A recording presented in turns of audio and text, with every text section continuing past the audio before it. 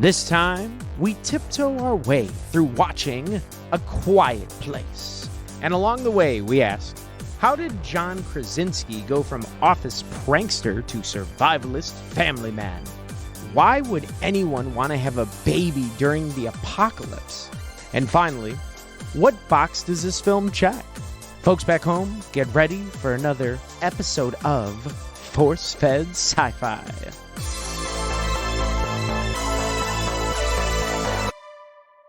Hey everyone, welcome back to this week's episode of Force-Fed Sci-Fi. I am one of your co-hosts, the quiet Sean Michael Cope, and along with me is my friend and co-host. I am the quiet man, Chris Rupp. Well, this episode definitely won't be quiet, that's for sure. No, I think if we were living in the world of the Abbott family and A Quiet Place, we would instantly be found out by one of those creatures, or you would be killed right away with your obnoxious laugh. That is very true. I was thinking about that while watching the show. I'm like, would I survive this? Probably not. Rock odds. No, you talk too loud to survive this world. No, absolutely. There's no chance. I'm a loud mouth. I inherited that from my lovely family, you know. Speaking of which, do you have a loud family? Or like how are you guys at the Rupp household? My family is part Italian, so we have a genetic disposition to being loud. So yes, of course, I live in a loud family. Rock on. So just imagine a lot of yelling and a lot of hand signals, and yes, you have a pretty broad overview of what arguments can be like in my household. That's awesome. So there you go, folks. Chris Rupp's family. So A Quiet Place, like we said, I think it's time to allow the synopsis. What is this film about, Chris? Tell us. Right, so the film A Quiet Place is centered around the Abbott family, and they have been forced to live in total silence since the invasion of an alien species that hunts its prey exclusively by sound. Literally, the tiniest sound imaginable can trigger to these creatures where their prey is, and then they instantly go attack and kill it. And through the film, they must journey to confront a very severe tragedy in their past, and they must face the danger of the future in order to survive their new normal nightmare. And it's the film is fraught with tension and horror throughout the entire film. Oh yeah, I would say so. This film is super like on your feet. I wouldn't say this film is like, have you ever seen Uncut Gems? I have not seen that, no. So Uncut Gems basically feels like you're about to have an anxiety panic attack throughout the entire film due to just the rushing, anxiety-inducing, heart-racing Adam Sandler and his annoying self. This is more like, I would say, just tense, where you're just like white-knuckling the couch because it's more like fear-induced. Like, oh my God, are they going to get caught? Oh, like you just want to hold your breath, you know?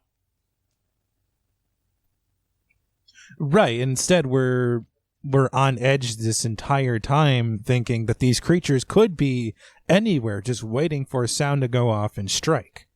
Oh, totally. And I would like to say, isn't that a fantastic idea to make creatures, you know, that go off of sound? Kudos to the writers.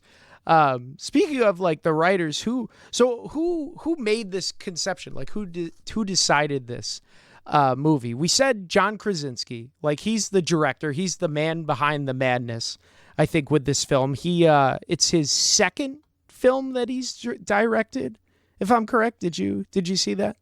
It's his third film that he's directed, but it's his first one for a major studio. So obviously Krasinski was really front and center with this whole thing. He directed it, he starred in it, and he wrote the film. Yeah. Along with Brian Woods and Scott Beck. And Krasinski, I mean, obviously he rose to prominence starring as Jim Halpert on The Office and really gained this kind of goofy reputation as the constant prankster presence in the life of Dwight Schrute. But he also had this very lovable, boyish, goofy quality to him that everybody just came to adore about him. Oh, yeah. And have you seen The Office? Bits and pieces. I wouldn't consider myself a fan of the show. Okay, I would say, yeah, I've seen it. I've seen the show through, I think, once. My girlfriend's seen it like a million times, but I would say your description of John in the show is pretty on point. Jim is very, yeah, he's the office prankster. In this film, I would say up until this film. Now I haven't seen tons of his films. I know I saw him in, I think, Jarhead for like a brief moment, and he basically plays the same character that he played in The Office. So I wonder if he played majority, he was the same character right up until this. Because I know now Krasinski's kind of started to make a name for himself as an actor and a director. Like, this was totally different for him as a role. I know he's taken on the, what is that? The Tom Clancy dude? He is the new Jack Ryan in the Amazon Prime series. Yeah. I always see commercials for that on like YouTube where he's like, I'm the only one that's going to get you out of here or whatever. I haven't seen it.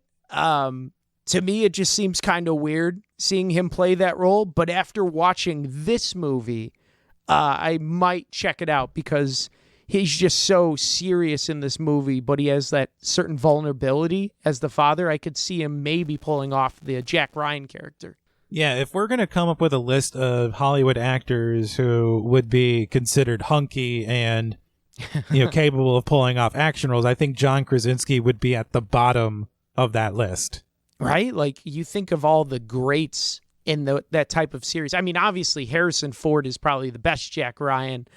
And then I would say it's tough between Ben Affleck and Alec Baldwin.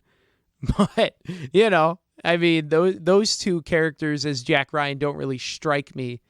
I guess Harrison Ford kind of made that character his own, a name for himself with the charismatic persona of who he is. Not to go too far down the Tom Clancy, Jack Ryan rabbit hole, but if we're going to talk who was in the best Jack Ryan film, then it's Alec Baldwin in The Hunt for Red October. But you think Jack so? Ryan is Jack Ryan is almost secondary in that film because it's all about the Red October and Sean Connery and the Russian submarine. And Ben Affleck is, well, I think I've made my thoughts pretty clear on Ben Affleck over the course of this show. And he's easily in the worst Tom Clancy film that was ever made with The Sum of All Fears. But Harrison Ford, by the virtue of being Harrison Ford, makes his movies 10 times better than they would be with anybody else. So yes, Clear and Present Danger and Patriot Games are great films, but as far as the best Jack Ryan film goes, that belongs to The Hunt for Red October. Oh, yeah. I mean, it does. How can you have a film about a Russian submarine when the captain doesn't speak with a Russian accent? Only Sean Connery, folks. He's the only one that can pull it off. So John Krasinski very much front and center of A Quiet Place, having a writer credit, directed, and starring in it, and starring alongside with his real-life spouse. Emily Blunt plays Evelyn Abbott in this film. She's great in this film. I think you never see that too often where the spouses play together in a movie. And sometimes I've heard that it works, sometimes it doesn't, but I think they struck gold with this, with her. Emily Blunt she's such a talented actress, in my opinion. Oh, yeah. I don't think I've seen her in a bad film ever. And it's clear that they have such powerful on-screen chemistry together. And like you said, it's very rare to see that when spouses star together in films. Yeah. I mean, and he knows how to, it's pretty fascinating seeing them work together. How I think John picks all the best moments for his wife on the emotional dial, and he really highlights her acting chops. I think in many of her scenes involve a lot of emotional weight, emotional depth, where she has to scream, yell, and I think she in this film is far superior.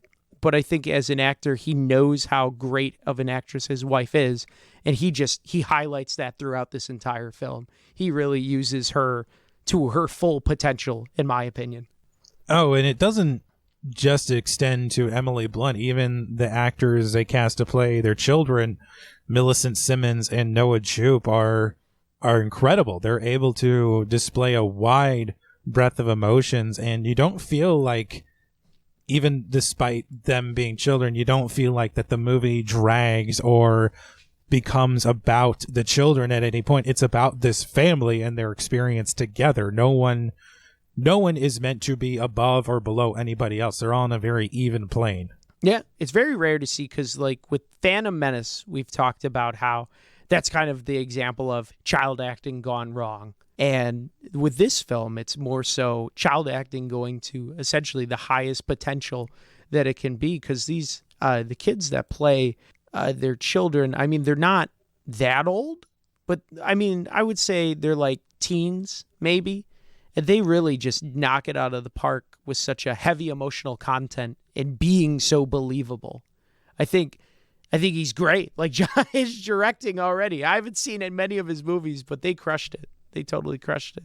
I read that Millicent Simmons actually was responsible for 2 of the big, poignant, emotional scenes between her and her father, when the scene initially when he's trying to give her the new hearing aid, and she rebuffs him by saying, "It doesn't work. It never works." That was her suggestion. And then near the end, when Krasinski's character Lee sacrifices himself to save his children, she came up with the suggestion of signing "I have always loved you." That was her suggestion, and I thought that was 2 very well thought emotional ideas from a relatively young actress. Oh, absolutely. Great choice. I think they just made a lot of great choices in this film. Maybe that happens.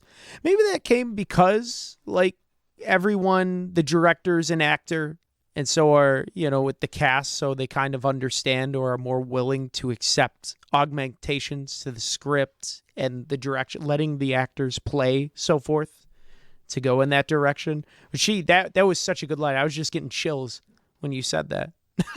I think very moving. I think it definitely helps to have a small cast, and when your leading cast member, so to speak, is the director, I think it helps to really open up the creativity in terms of character choices and even dialogue to a lesser extent. I mean, as much as you can pull off in a film like this, to really open up the room and let the creative juices flow. Yeah, absolutely. Do you know much about the pre-production that went into this film? Well, it was made on a really tiny budget, as we see with a lot of horror sci-fi films, especially with one that's trying to introduce that is an original story. But Krasinski came onto the project pretty early. He read the script in 2016 and sold it to Paramount the next year, where he was then hired to rewrite the script and direct the film. And I did read that Emily Blunt was initially hesitant to be cast. She did not want to be cast in this film until she read the script and knew that her husband was directing it, and then asked to be cast in it. And then that would be funny if he was like, "Nope, sorry, sorry, this isn't for you." That would be the ultimate slight. Well, yeah, I'm always interested to see how actor couples work, and if they read each other's scripts or projects, and wonder if they're just brutally honest with each other, like, "Honey, I don't think you're right for this." I didn't write this role with you in mind, babe. I'm sorry. I was thinking more Meryl Streep, Jennifer Lawrence. I'm sorry. You what? That would just be... It's like, you mean you want Jennifer Lawrence to play your wife? What is this? I'm your wife. We need therapy now. Oh, God. So, well, that's cool. I didn't know that she's like, says, "Yeah, I have to be in it." But hey, kudos for them for reading his production, for his script, and then allowing him to come and direct it and rewrite it. So I think that's pretty rad on the studio's part. This is a safe film to bring on a relatively new director like Krasinski. It has a small budget. It has a small cast. Mm-hmm. I mean, the studio probably isn't going to be invested too heavily in the marketing or just care so much whether the film does well. I think if the film had made $50 to $60 million, it still would have been considered a large success, and Krasinski probably would have gotten subsequent opportunities to direct more films. Oh yeah, and I mean, now he does with the sequel coming out. And I think that's pretty common from what I've seen with a lot. You don't normally see studios nowadays just like thrusting like a Marvel-esque film in the hands of a very novice director. Usually they give them the low budget a couple times and say, all right, let's see what you can do with this, young man. Make the magic come. And he did, by all intents and purposes. And from what I saw, a lot of their budget wasn't even spent on too many sound stages. Like I was reading that they spent it more like locally, having like farmers grow all the crops and everything. So it wasn't all CGI'd. No, this film definitely looks to have a bigger budget than what's on paper. You see $17 million, and then you watch the film and you think, wow, this feels like $100 million project. Yeah. Yes. And I think that's the talent of the studio, the choices of the landscape, but also the director for being able to make use of such, because the area, I mean, if you actually watch the film detail where they spend most of the time is spent on the farm, but it looks pretty, and the usage of space, it seems the world does feel kind of small, but at the same time broad. And I think the film introduces so much landscape and pretty features that you don't realize, it only takes place in like a couple mile radius, you know? Yeah, we're lulled into this false sense of idyllicness and tranquility with the mere setting and the lack of sound. Because for the first 5 minutes or so, we don't know what necessitated everybody being silent like this until, unfortunately, poor Bo wants to play with his toy and is brutally killed for it. Yeah, that's a tough opening where they kill off their youngest son, because basically, to give a little preface for people that haven't seen it, spoilers, I guess, they're like shopping for medicine. They're like raiding, let's say, a CVS, because the oldest son is like having issues with, he's like sick. I couldn't figure out what was wrong. I thought he was like a diabetic or something.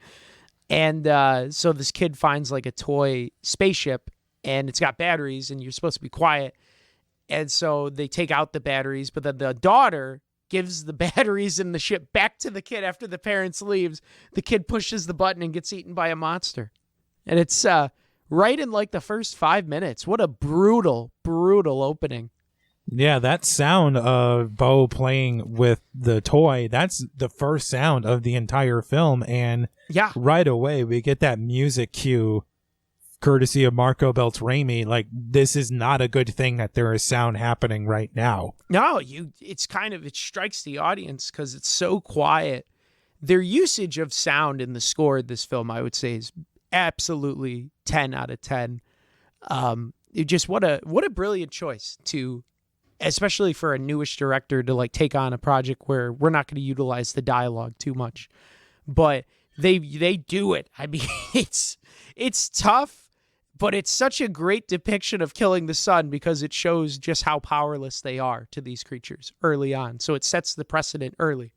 Well, and even we get these sound stingers throughout the film, and after Bo dies, we see about a year later, life has gone on for the family. They're kind of going about their business on the farm.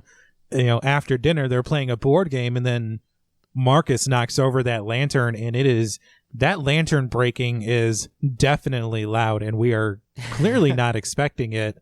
And all of a sudden, we're transported back to poor little Bo's death, where we think, oh, sound is bad, and right away we see Lee running over there with sound to put out the fire.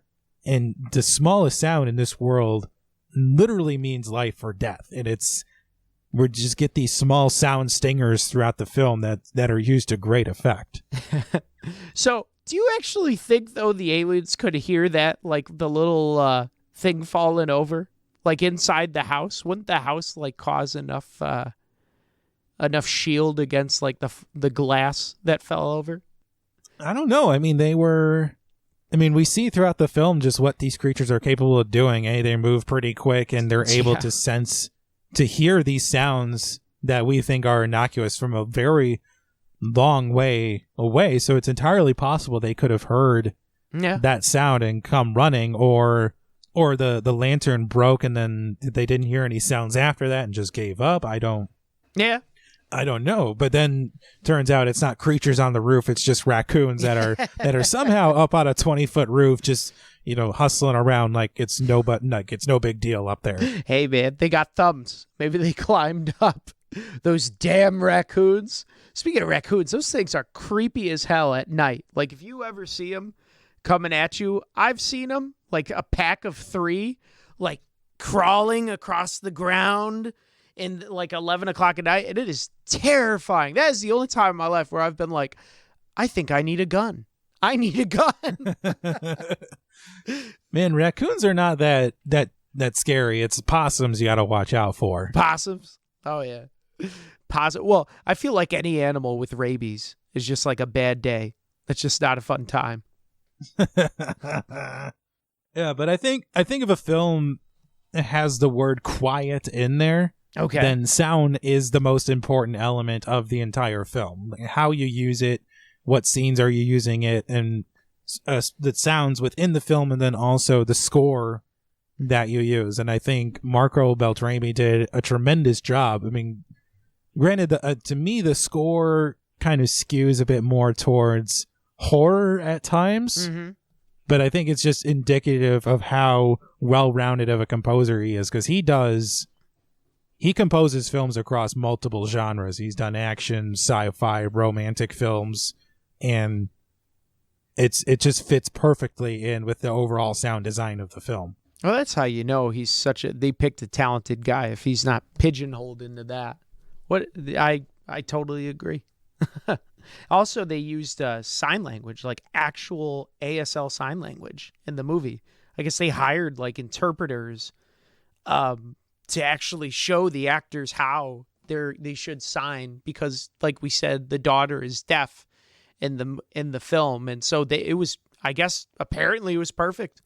Yeah, Millicent Simmons is also deaf in real life, and she was able to coach her other fellow actors about how to properly use ASL in different points throughout the film. Oh, she's actually deaf? How crazy is that? I didn't know that.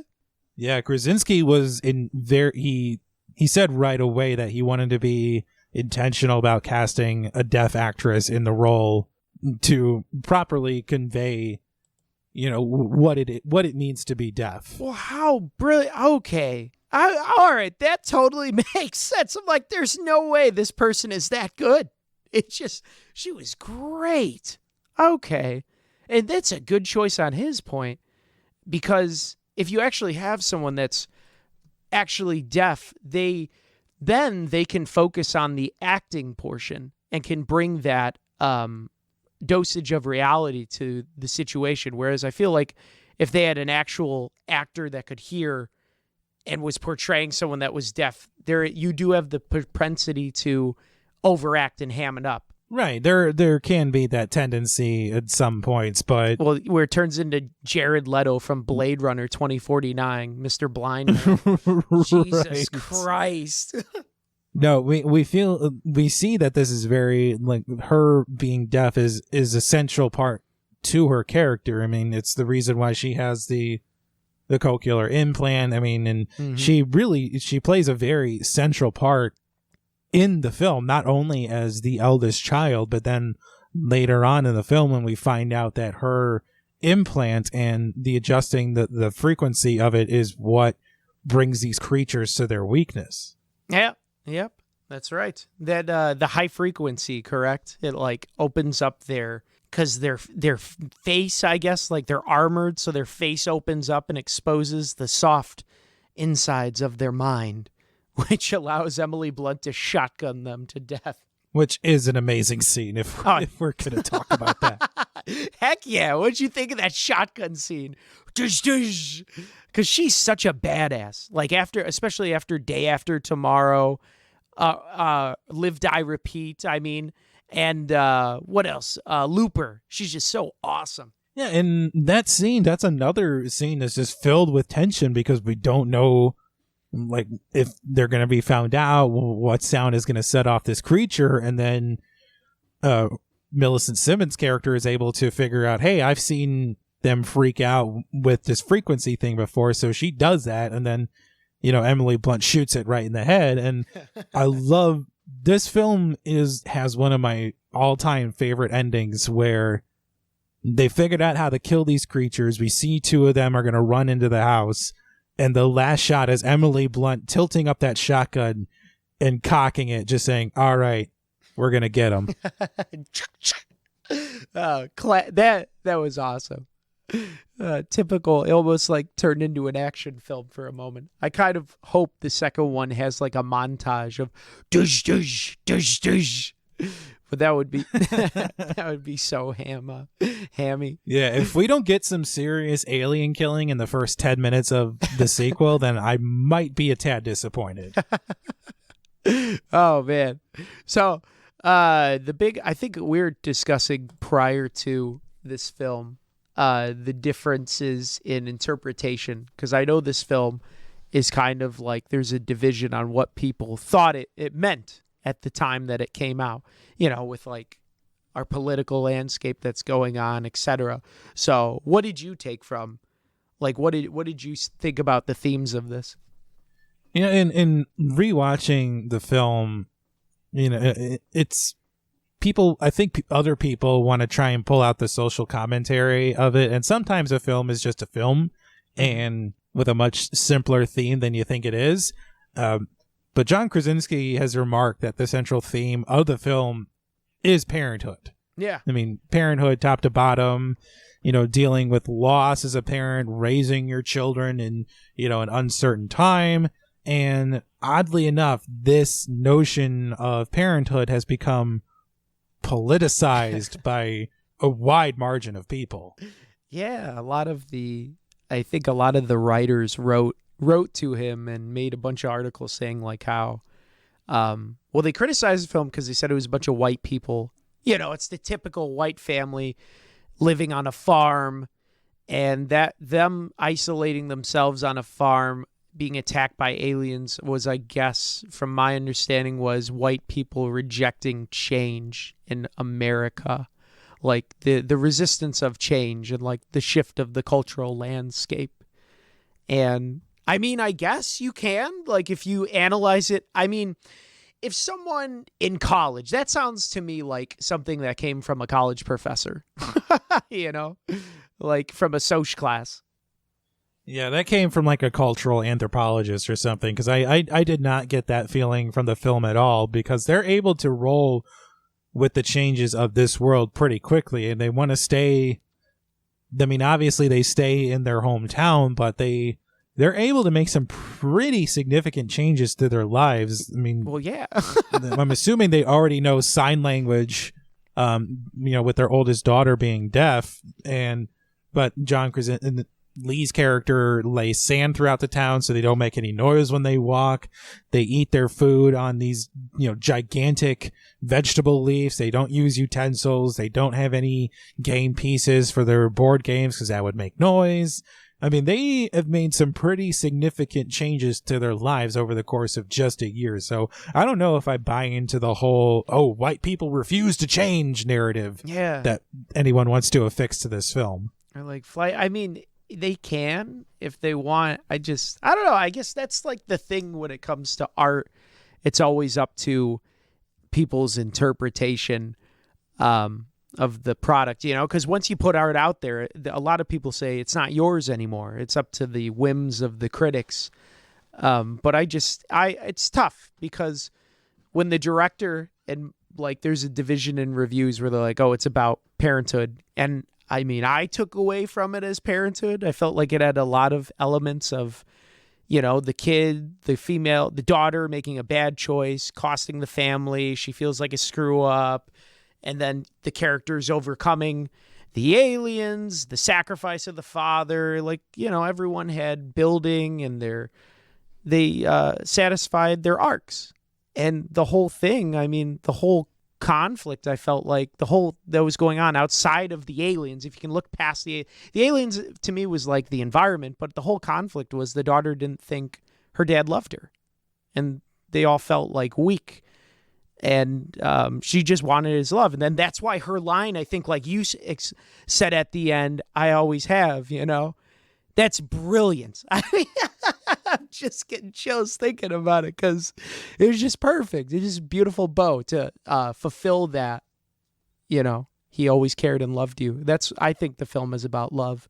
Yeah, there has been some weird extrapolation of themes from both sides of the political aisle. There's people who say this, has heavy religious themes with a pro-life message, and then there's other people who are calling this the antithesis of Get Out. There's, with heavy pro-gun messages. It's weird how in just a very short span of time, this film has become this politicized piece of media. I think it's just a reflection of our culture. I mean, if you dig into anything, you can find political, like politics in anything.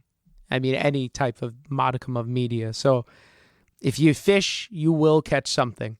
Yeah, I think you hit the nail on the head. It is about parenthood, top to bottom, but I mean, deeper within that, it's how to raise your children in an uncertain time. Yeah.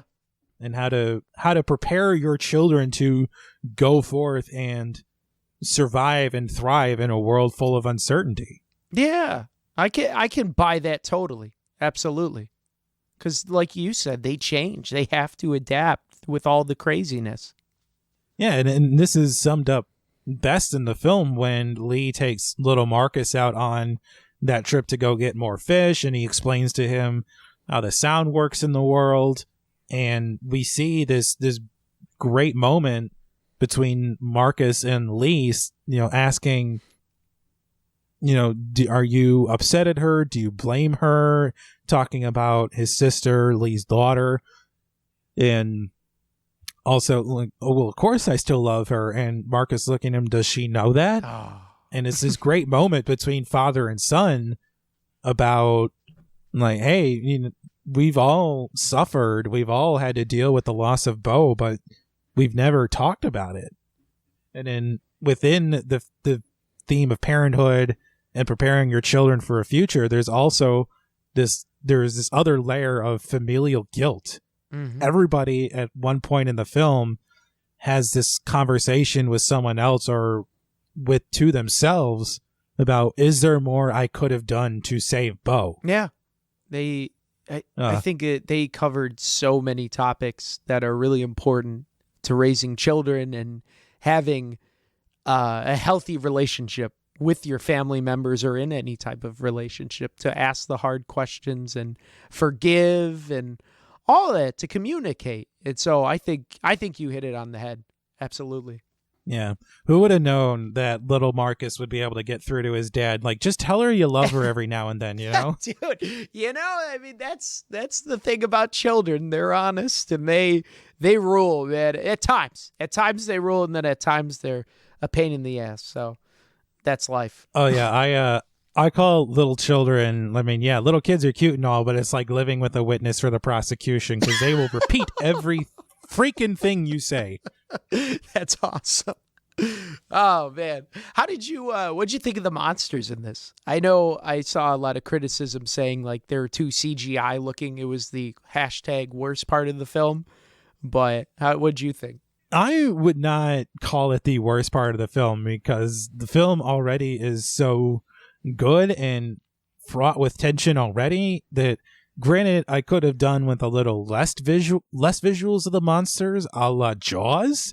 But at the same time, I'm not going to call these monsters, oh, they're the worst part of the film, because that's just not true. I mean, you're creating a whole new original story with original looking monsters. I mean, yeah, are they going to look similar to other type of monsters or things we see in the world? Absolutely, because that's where you draw inspiration. But no, to say they're the worst part of the film is a bit of a stretch for me. Yeah, like, I didn't think the CGI was that bad, that it was so, like, horrible that it would take me out, I felt like the CGI was fine for what it was. It's a $17 million budget, and you can't pull that stuff off with practical effects. I think they had that great scene where she's in the basement's like flooded, and then the monster's head comes right up to like the waterfall. It kind of made me think of, I think, Jurassic Park 2, where the T-Rex's face like goes through. Yeah, there's a lot of great scenes with the creatures in them. I mean, especially the scene where Evelyn is gonna give birth to the baby, and then turns out the monster is in the house with her. Great. Oh, that was so awesome. Her like stepping on the nail. I mean, they have got so many solids. I think they utilized the monsters very well. I don't think there were too many jump scares for this to be like the typical horror movie trope. Did you think so at all, or because that triggers me? The only time we get like a real jump scare, quote unquote, is when they find the old man in the woods, and then we see the old man's wife is dead on the ground. That's really the only jump scare we get, but I wouldn't even call that a full jump scare. Screw that old man. That's like my lens flare, you douchebag. Like, why would you? It's he's also, I think, my like red shirt, that or the nail. Like, what was the point of the old man? Like, your wife is dead. She's been dead for how long? And then you wait till someone walks by you to be like, well, screw you guys. If my wife dies, everyone's going to die. It's like, F you, man. No, I think that was more that old man kind of giving up. I mean, his wife is now dead. I don't think he didn't have a reason to go on, and that was just him giving up. And regardless of other people are there, he did not care anymore, and he was going to go out hard. I'm going to kill everyone. Still a great tense scene, though, to be honest. But as you were saying, that's still a tense scene because we see Lee and Marcus run away, and we don't see the creature killing the old man, but we could definitely hear all the crunching and the clicking noises that the creature is making. So another great tense scene in this film. Absolutely. But but I think the scene of Evelyn trying to hide from the creature in her house, I think that has to belong in the pantheon of great horror movie scenes because she's defenseless. She doesn't have anyone around to help her, and pregnant. If this creature finds her, it's going to kill her and the baby. Mm-hmm. It's great tension. The creatures were great. I think they were perfectly utilized to build tension, as well as I saw them as like a barometer to like weigh our growth of the characters. Because like at the end, finally, like the kids are strong enough, to run away, and they don't just like hide in fear. They actually help their mom. She can help defend and beat the monsters. I think perfect. I can't really find too many elements in this film to be mad at. But A for creatures, man. A for aliens. Yeah. I want to ask you this. Can you imagine this film if it were set in an urban city environment instead of a secluded farm? No. I think if it was set in an urban area, that would take away from the film. It would be more like a Godzilla-esque, where there would just be too many obstacles, too many places to hide, and it would detract from the isolated feel that these characters have. Like, the big cost of them is being basically in the middle of the woods where any creature could get you at any time. Whereas if they were like in the urban area, I imagine a lot of people are gathered there, so you could just build up a barrier and attack, as opposed to being like in the middle of the wilderness. Also, cities are loud, so I feel like cities were the first places to get picked off. Oh yeah, those creatures would have a field day with all the sounds bouncing off the buildings in an urban environment. Mm-hmm. It's just I'm glad they picked the farm. I think it was the perfect setting for this film. Well, yeah, great horror films, I think, have a great setting, and it's the reason why, we think of A Cabin in the Woods or, a luxurious mansion that's secluded as, two of the most iconic settings of a horror film. Yeah. Because it plays into the isolation. You get it in your head that they're far out in the middle of nowhere and no one is coming to help you. Oh, yeah. Because if they can just go to a 7-Eleven or something down the street and get a friend, that kind of detracts from what they have to deal with. Plus, those monsters were kind of big, so you could always find like a tight spot to get them trapped in like a skyscraper. Oh, yeah. Those monsters were probably about the size of a Winnebago. They were massive. Yeah, I mean, all you have to do is go up a nice winding staircase or like go, a tight office. Those monsters wouldn't even know. Or just like start like kicked out at a window and start banging on the outside. They just all jump off. Choo, choo, choo. Go on the top of the Willis Tower. That's an easy way to get rid of them. Well, we talked about this at the beginning of the show, but do you really think that you would have a decent chance of surviving in this world? No, I don't think so. I think I'm too loud and I don't have the tools to farm, nor am I that proficient at catching my own food. I am a terrible, terrible human being. Survivalist, I would say. I use microwave meals. I eat sandwiches from Jewel Osco. So no, I would be the first to die. How about you?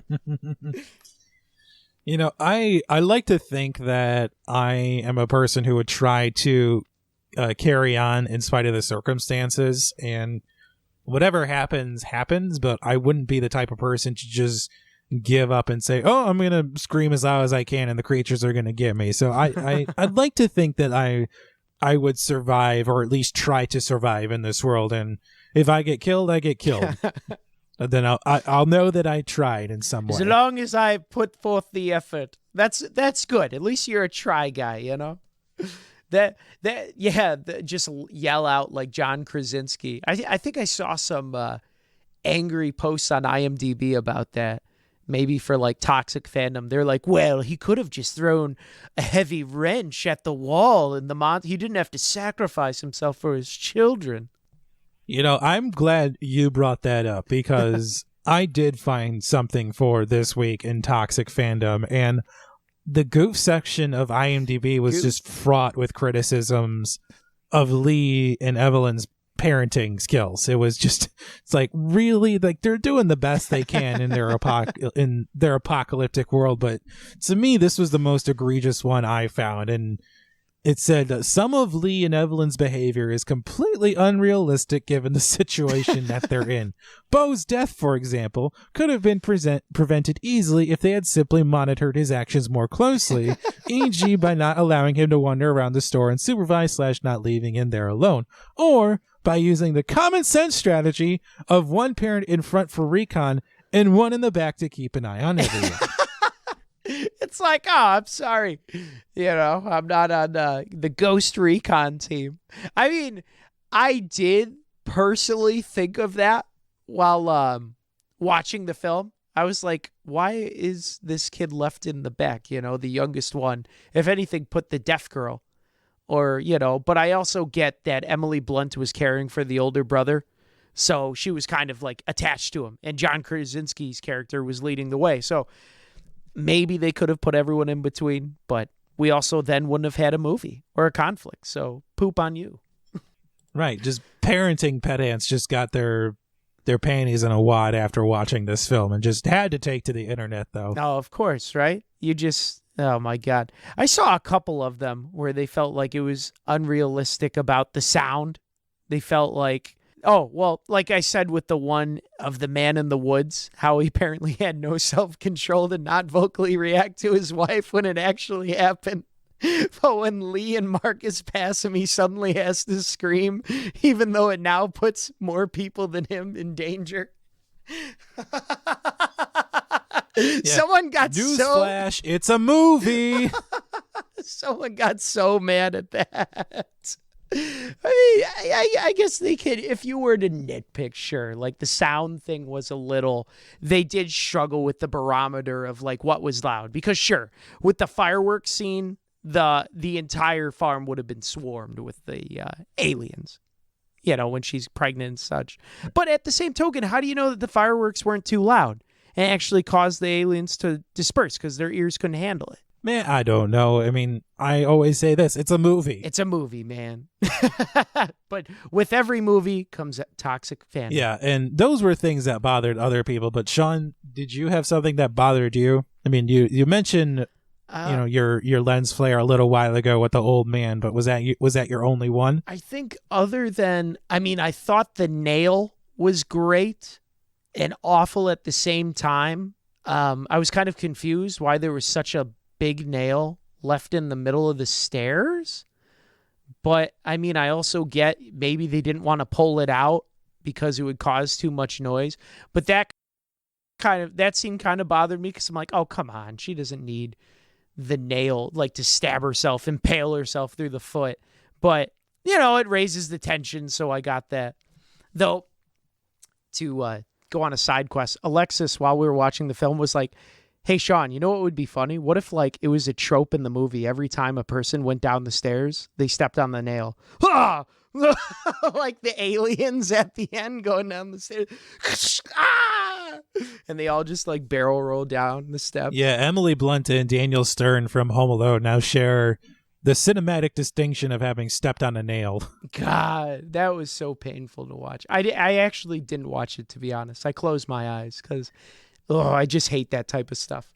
Yeah, I remember seeing this in a theater, and everybody let out a collective "ooh" when she stepped on that nail, because that sound design, it got all squishy there, and you knew instantly what she did, that it just, oh no, it went through her foot. That is a painful thing. I've stepped on a nail before, and it's not fun. But hey, kudos to her. She stepped on a nail, avoided an alien, and gave birth. She is a super mom. Like, that is brilliance right there. Well, my lens flare, I mean, and while we're sticking in with that scene or that collection of scenes, and while we have talked about how great this scene is, I would have to go with how quick Emily Blunt is able to push out that baby.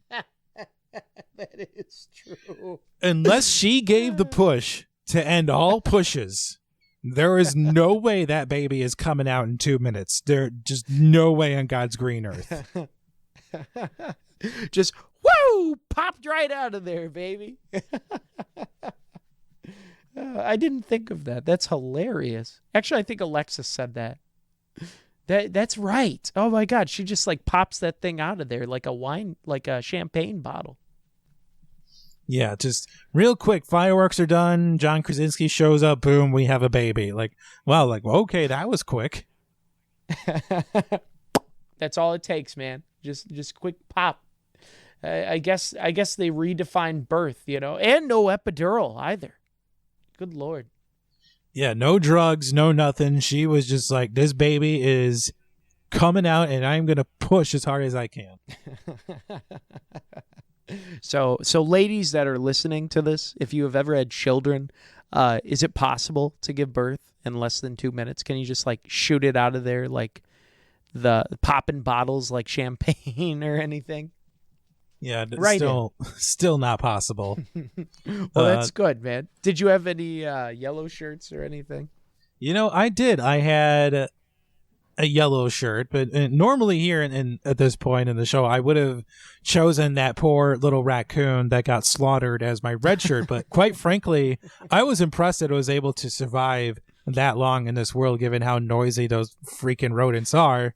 But here in this situation, I'm opting to pick Lee at the end of the film as he makes that ultimate sacrifice to save his children and let them know just how much he truly loves them. And like, that's a scene where, not gonna lie, I start to tear up a little bit when he lets out that scream. He is signed, "I have always loved you," and then he lets himself be killed. I'm just an emotional wreck after watching that. Oh, me too. I'm feeling the tears creep up right now. It's so great.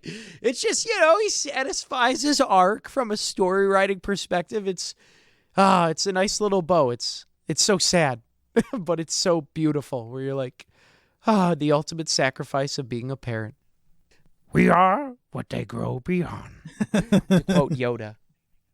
Well, and then that scene has an impact beyond Lee's death and saving his children temporarily, because now all the parental responsibility has shifted to Evelyn, and now the whole mandate of protecting the children falls on her. Now 3 children she has to worry about. Yeah, and a new baby. It's just, that's a lot. But she does it. I mean, by shooting the alien in the head and effectively saving her family. I think that sets her up as being super mom.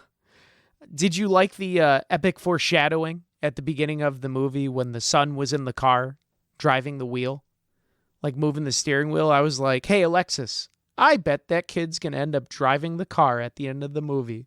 And she turned and looked at me and went, how do you know? No, there was a lot of foreshadowing going on in this movie. The car, and then early on in the film, there was that pretty significant lingering shot on that nail that Evelyn later steps on. So there's some pretty big foreshadowing going on in the film if you pay attention. Oh yeah. But he does a darn good job for an early director setting up the roles. So kudos to John Krasinski and team. You got anything else you want to chat about before we go into the legacy? Nah, let's dive into the impact this film had. All right, diving in. Whoosh. So stupid. So this film made money. Made bank at the box office. So against that $17 million budget, it grossed $340 million. Oh my God. So much money. No, when you can make up 20 times your budget in box office returns, wow, that's a lot. Dude, I know. Those producers are probably like, they were like, ka-ching, ka-ching, ka-ching, baby.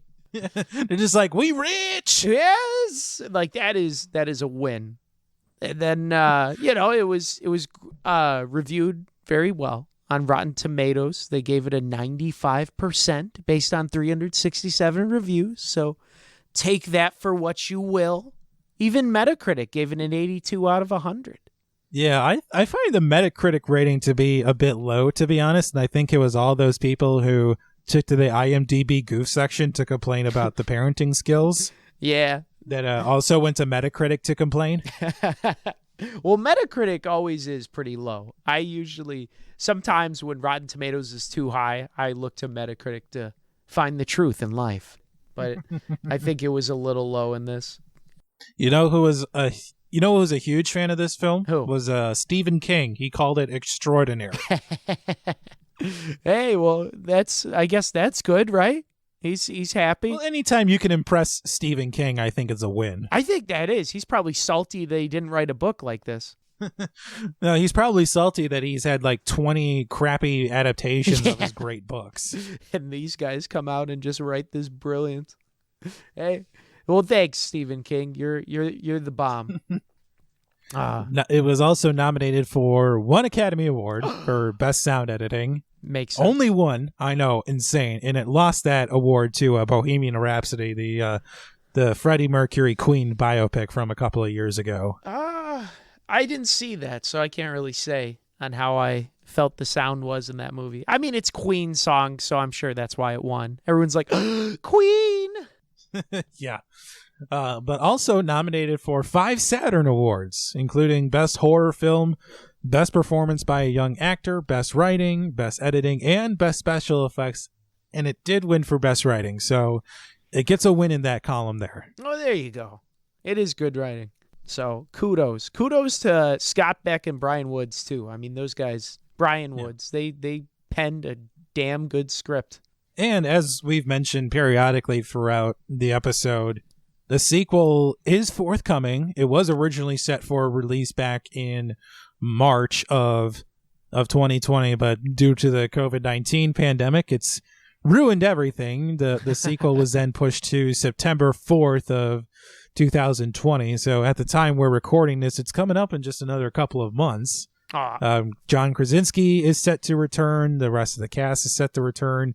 Also, Cillian Murphy and Jaimin Hansu were cast in the film. Oh, wow. And so, yeah, that'll be coming up in just a couple of months. Do you have any plans to go see the sequel? Oh, I will. I like this one, so I'm totally going to see the sequel. Yeah, that'll be on my list if it's safe to go back to the movie theaters. Right? Or you're not going to catch the vid. God, I don't need the Rona in my life right now. That's right. I drank enough Corona on 4th anyways. Oh, Lord. All right. So you contracted Rona, just a different Rona. That's right. Oh, God. So, folks, with that, I think it's time to rate our movie.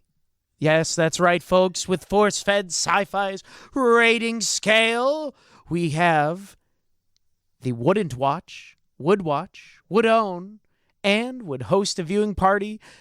Quiet man Chris Rupp, what would you rate A Quiet Place? You know, for me, this is a film that checks a lot of boxes. There's horror, there's sci-fi, it's a family film, post-apocalyptic, and it all works well. I mean, the small cast is great. They perform well. They're part of many tender moments in a movie that's bookmarked by its tense moments. The themes are simple, even if you want to try and go political on them or really, really dig deep for that social commentary. Just take the theme for what it is. It's parenthood. Just leave it at that.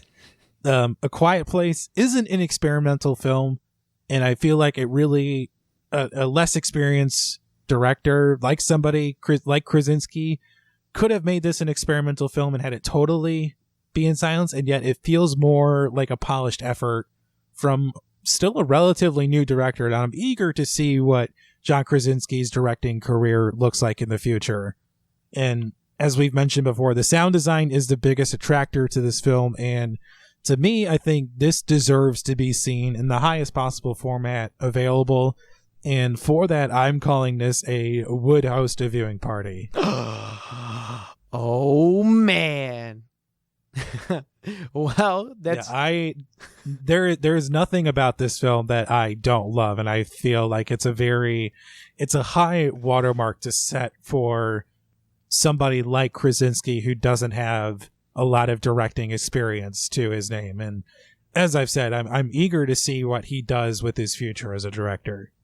I like it. Good. What about you, Sean? What do you give to A Quiet Place? I think you highlighted all the great moments, like we were saying throughout. Very well written. I think he's, as like you said, great job for a kind of newish director. I think as a directing, he just checks all the box. Excellent job at introducing the characters, showing us what they're fighting for. Beautiful arcs. Very well written. Taking the chance in a quiet film. Creatures utilized efficiently. I think he hit it all. He hit the themes. Maybe people view it differently. Maybe that's a product of our time, perhaps. But overall, I think it's an incredible film, great work of art. I would rate this as a would host a viewing party. It's one of those just great films that I think you can watch regardless if you like any genre. There's something for everyone in this to take away, and I definitely think as I get older, I would like to review this film and take elements from the parenthood, because I don't have kids now, but I'm sure it'll hit me on a different beat as I have kids and such. So I think it's great. This film is bombastic. So bring your nails and get ready to step on, because it's viewing party time. I really hope that that's not going to be a party game when we do actually host the party game. See who can walk around with a bloody foot the longest. Oh, God. Bring your pregnant wives. Let's have birth in the tub. Jesus Christ. Yeah, let's see who can push out that baby the quickest. That is a horrible party game. We are not doing that. Terrible party. So there you have it, folks. Our rating, our review of Quiet Place. Chris, it's time. It is time to pick our next movie. Ooh. We're gonna enlist the help of our friendly random number generator AI, Major Samantha, to help us pick from our list of 118 films. And from that list, she has selected number 86. It is a film from 1995, directed by Kevin Reynolds and starring Kevin Costner and Dennis Hopper. It is Waterworld. What? Dude. All right, before we wrap this up, for some reason I was researching this frickin' movie like a week ago. Maybe it's fate. Oh, God.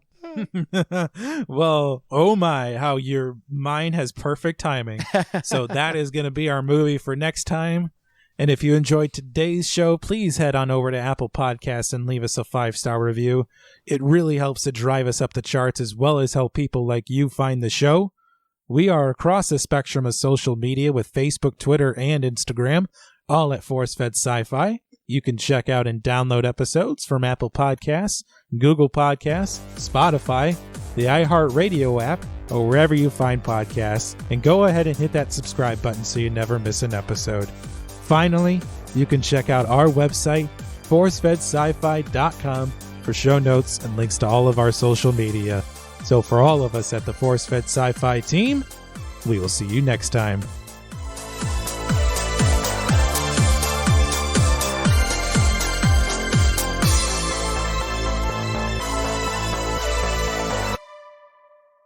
ForceFed Sci-Fi is written and hosted by Sean Culp and Chris Rupp. Website design, associate producer, and editing by Jeremy Keski. Artwork designed by Mike Berger. Theme music composed and performed by Custom Anthem.